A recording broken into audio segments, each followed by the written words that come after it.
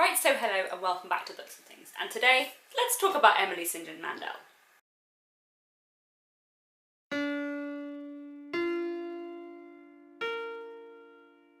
So I haven't done one of these let's talk about a particular author videos for a while. I did them ages ago, probably like over a year ago. I did one for Dickens and then for Jane Austen also.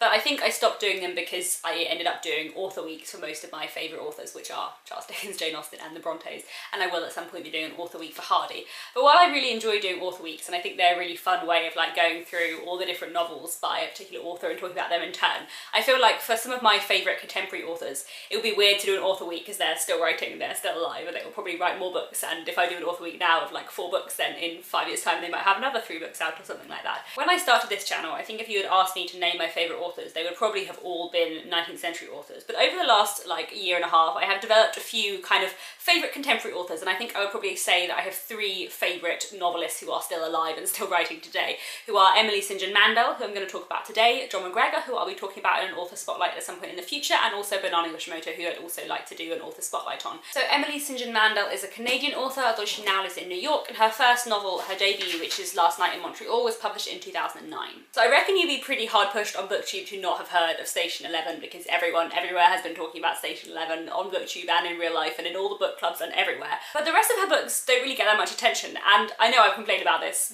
several million times before on this channel, but I really, like, her other 3 novels are so good, and they are just as good. I do think that she is an incredibly talented writer, and that you should try some of her other books if you have read Station 11 and enjoyed it. Station 11 is her only, like, apocalyptic, if that's the right word, novel. Like the others are realist and set kind of nowadays, but I don't think that's a reason why you wouldn't like them, because one, she writes brilliantly, but also like the whole package, the characterization, the plot, everything is just so good. She's so incredibly talented, and I love her books so much. So I think what I'm going to do is first I'm going to talk about her 4 novels in turn, and in terms of order from my least favourite to my favourite, although to be honest there's not very much in it, and then I'm going to talk through about 5 or 6 reasons why I love her writing so much. So I'm going to start by talking about The Singer's Gun. The Singer's Gun, I would say on a push, is my least favourite novel of hers, but to be honest, I love all of her novels so much, and I really think they are all on a par. Like, I think the one that is my favourite for subjective reasons more than objective reasons. I think they are all brilliant and all equally brilliant. So The Singer's Gun focuses around a character called Anton Waker.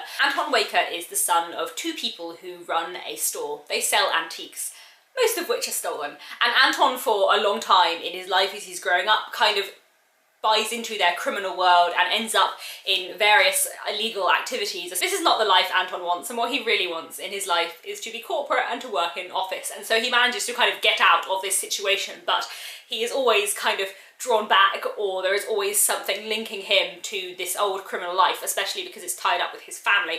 And that is basically the central plot of the book. At the point where we meet him in the book, he's in his late 20s, he's getting married, and after his wedding he goes on his honeymoon and he ends up on an island in Italy and then just doesn't leave. And the book is kind of working out why he doesn't leave and quite what's going on in his messy life. There is so much going on here. It is a really brilliant plot and really gripping, and I did really enjoy the characters. I think Anton is done very cleverly because he does lots of things in his life that you don't really agree with, but you kind of understand why he does them, and he is quite a sympathetic person. I can't really say why I didn't love it as much as her other 3 books. I think it's partly just because I love the other 3 more, if that makes sense, rather than that I love this less. And yeah, it is still a really great book.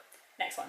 Next, I want to talk about Last Night in Montreal. This was Emily St John Mandel's debut novel and is brilliant. I've already spoken about this quite a lot lately, but basically Last Night in Montreal follows a character called Lilia. When Lilia was a little girl, her parents divorced, she lived with her mother for a few years and then was abducted or taken away by her father. She lives with her father for many years on the run, never staying anywhere more than a few weeks at a time, and into her adult life, even when she's kind of free from the need to run away, she can never really stay anywhere more than a few months. She moves in with her boyfriend Eli, but after a few months she leaves, and the book is about him trying to work out where she is and also about like her childhood and the life she's led. It's really brilliant, really moving, so powerful, so gripping as well. I'm really short. I read this like in one day. I read it on Christmas Day, and it's very powerful and really well done. Like the rest of her books, it's wonderfully written, and I find the kind of central storyline of Lilia really interesting, and especially a character of her father I think is done really, really well. Next, my second favourite is probably Station 11, which is probably the one you've heard the most about. Station 11 is basically about what happens to the world after a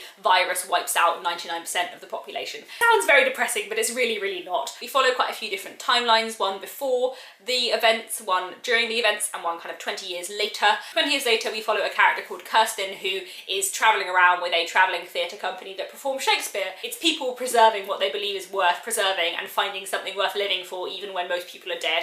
And that's why I love this, because it's very, very hopeful for an apocalyptic novel, but also because it contrasts the before and after so well in a really, really brilliant way. And I love that. And I love how all the characters connect in different ways, and I love all the plots. I love how she gets all the characters, even though there are so many and it's not a massively long book.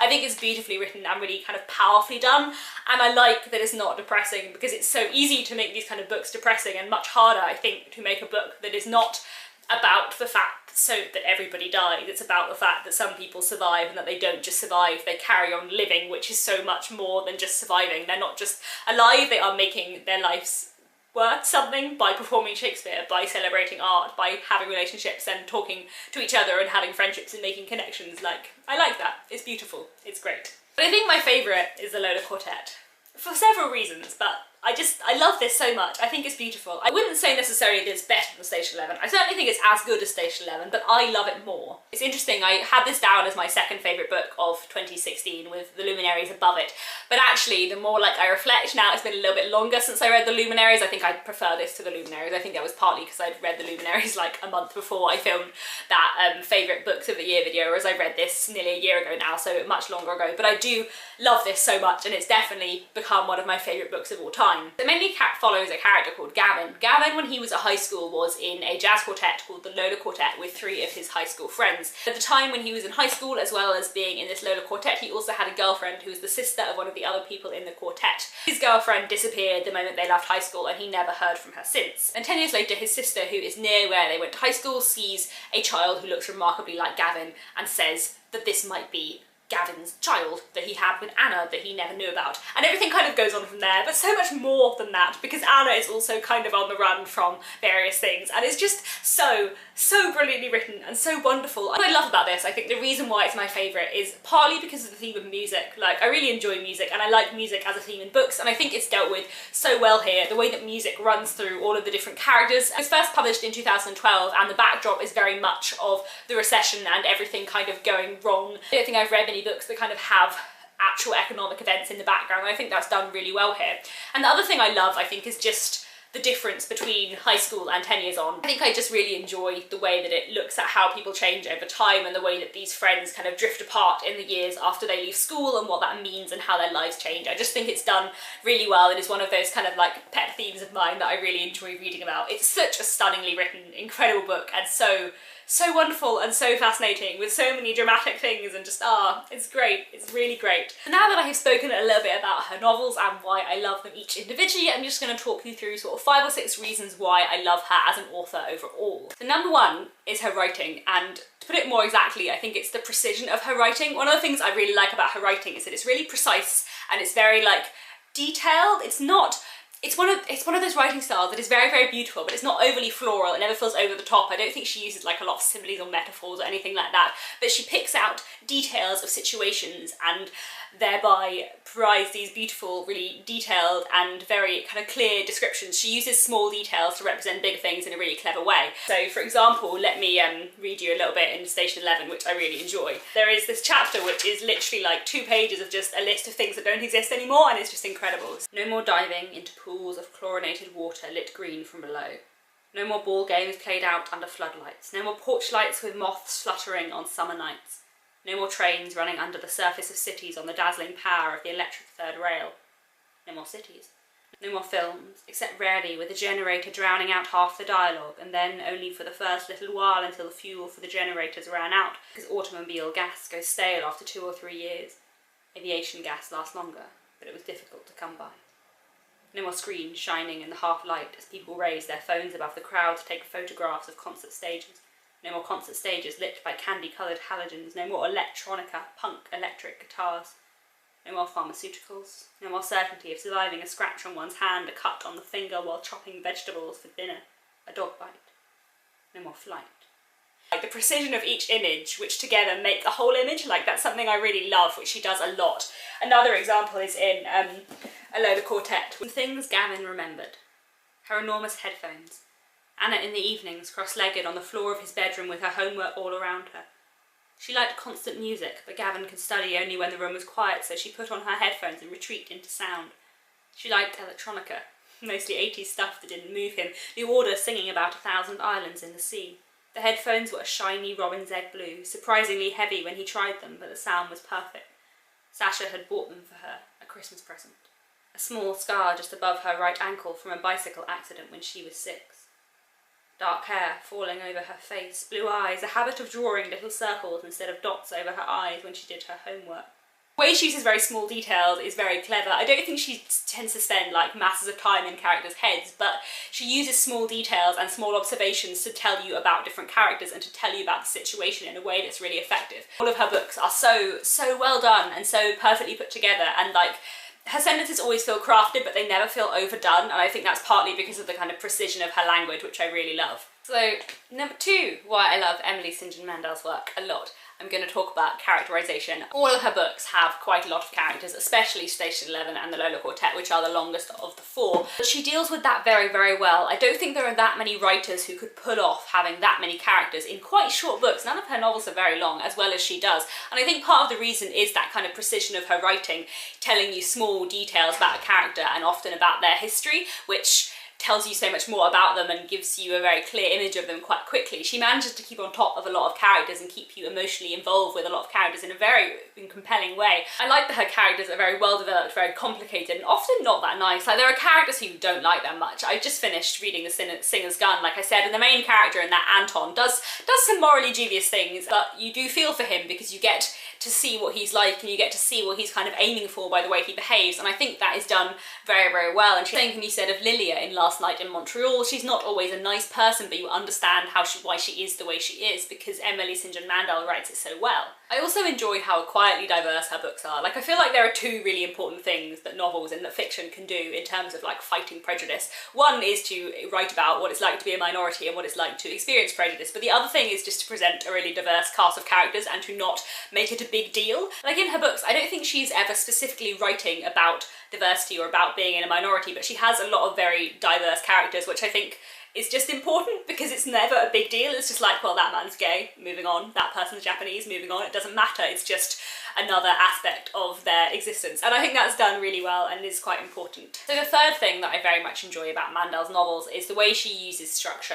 and specifically the way that her books jump around in time. All 4 of her books operate on different timelines, some of them much more kind of extreme than others. In Station 11, I think we have 3 main time frames. One which is kind of just before the catastrophe that wipes out most of the human race. One is like during the catastrophe and the other is 20 years later. And then the Lola Quartet, we have 2 different time frames that we look at and a few little bits in between. In Last Night in Montreal, we look at Lilia's childhood and also her adulthood, and then in The Singer's Gun, we see the main character Anton both back when he's living in New York and also later on when he's kind of living on his own on an island in slightly mysterious circumstances. One of the things I really love about her books is the way she uses time. I have mentioned before on this channel how much I love books that do interesting things with time and with narrative structure, because sometimes just writing in a linear narrative is just boring because there are more opportunities and there's more you can do. Obviously there are certain books which are just better in a linear narrative, but I love books that jump around with time, and I love the way Emily St John Mandel does it because she does it in a very clever way that allows you to piece together bits of the plot until you're like, oh, now I understand this thing that happened later which came immediately after this thing at this point. Like I said, she's very precise with her writing, which means you don't lose track of where you are and you don't lose track of the events because she ties them to other events that you've read about previously to kind of place you within the chronology of the book, which I think is done really well. It's also really interesting because memory is a very important theme, to be honest, in all 4 of her books, and the way that using that kind of interesting time frame explores memory is really important, especially in things like Last Night in Montreal. The 4th thing I love about her books is just the plots. All 4 of them are page-turners. For literary fiction that is beautifully written and has wonderful characters, the plots are so good and so engaging. What is most important to me in books, what I love most, is characterization and writing, which sometimes means that my favourite books, the ones where I find the characterization and the writing perfect, don't have that massively gripping plots. They have good plots, they have engaging plots, but they're not like, oh my god, I must read on to find out what's happened, or I can piece all the pieces together in a way that's really, really clever and makes me work out something brilliant, or there are twists which are really important. Like that, in general, that's not the kind of book I read, because books that have that kind of plot often don't have the other elements I want. But Emily St John Mandel, she has it all. Her plots are so dramatic, so impressive. They really keep you guessing and you're not quite sure what's going on, and it makes you second guess what you think about characters as you go. You find yourself turning the pages so fast. And all of her books I read really quickly within the space of a few days. In fact, often I have read her books mostly in one sitting, because she's that kind of writer where once you start you just don't want to stop, because partly because she writes so well, but also because her plots are so dramatic. And the fifth thing I want to talk about is the kind of tone of her books, which I think is possibly slightly more applicable to Station 11 than the rest, or more obvious in Station 11, but it's something I want to talk about in her writing as a whole. One of the reasons I think why I loved Station 11 so much, and why so many other people love Station 11 so much, is because it is a positive apocalyptic novel. Everything goes wrong, most people die, there's a lot of horrible stuff happening, but it is at its heart a positive, hopeful book about humanity preserving what it has to and doing its best in difficult circumstances. Shakespeare in the face of the end of the world. And that is what all of her books are about in a little kind of way. There are so many awful things that happen in these books. Like I mentioned about the kind of dramatic plots, it means that a lot of the people in these books are in terrible situations. There's a lot of people getting mixed up in crime, there's a lot of people doing things that are immoral and that are often illegal in terrible, dramatic situations on the run from various other people. But somehow, despite all that, and despite many of the terrible things that occur in her novels, I never feel they're pessimistic, and I never put them down feeling depressed. They are moving, they are sometimes sad, but all of them are kind of hopeful, because there are always beautiful moments in all of her books. There are moments of happiness and beauty and of connection between characters which move you and which make you know that not everything is awful, and even if these people are on the run and everything is kind of terrible, it's not completely terrible, because there are moments of beauty in the books and in life. And I think that is one of the things I really enjoy about her books. Which leads me on quite nicely, I think, to my sixth thing I wanted to mention, which is what I'm going to call the balance. And I've spoken before about the balance in Dickens, meaning, well, the thing I love about Dickens, the reason why Charles Dickens is my favourite author, is because he has a perfect balance between light and shade, between plot and writing, between characterization and an interesting world. Like, I love the way that all of those things balance. And actually, Emily St John Mandel, for me, is the modern equivalent in terms of balance.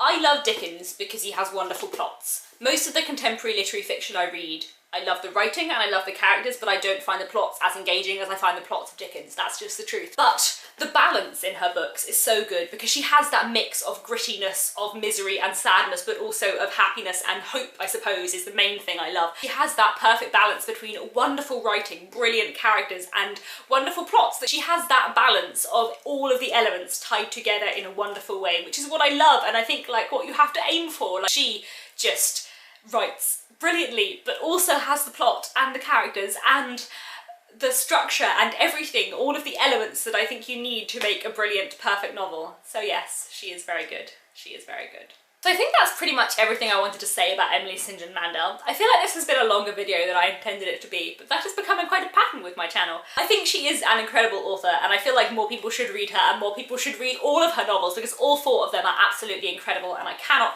recommend them enough. Please let me know if you would like to see more author spotlights in the future, and please let me know if you have read any Emily St John Mandel and what you think, because she is very awesome indeed. Thank you very much for watching. I'll be back very soon with another bookish video, and in the meantime, happy reading.